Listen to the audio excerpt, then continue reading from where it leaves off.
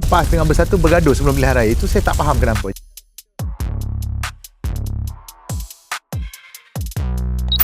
Saya baca media, laporan media, kenyataan yang keluar agak mengecewakan apabila lebih tertumpu kepada percakaran. Kita suka kritik lah.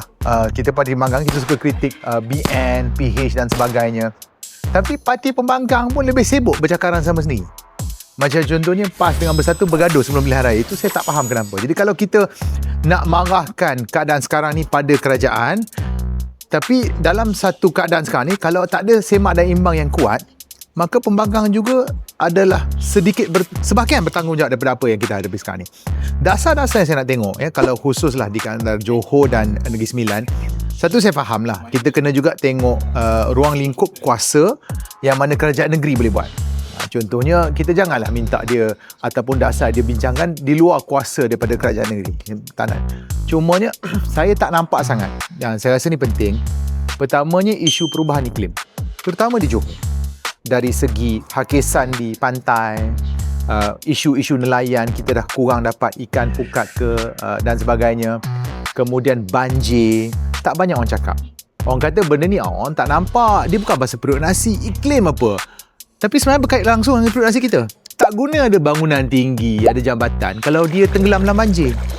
Kita marah kenapa harga ikan mahal, tapi kita tak jaga laut kita. Jadi itulah dia, iklim. Yang kedua, perumahan. Ada rumah dan mampu miliki rumah itu adalah dua perkara. Dan nombor tiga, saya rasa yang kita kena tengok, kedua-dua di Negeri Sembilan dan juga di Johor, ialah pekerjaan. Macam mana? Tak guna kalau kita kata, contohnya negeri ni mendapat pelaburan asing sebanyak 8 bilion, 10 bilion.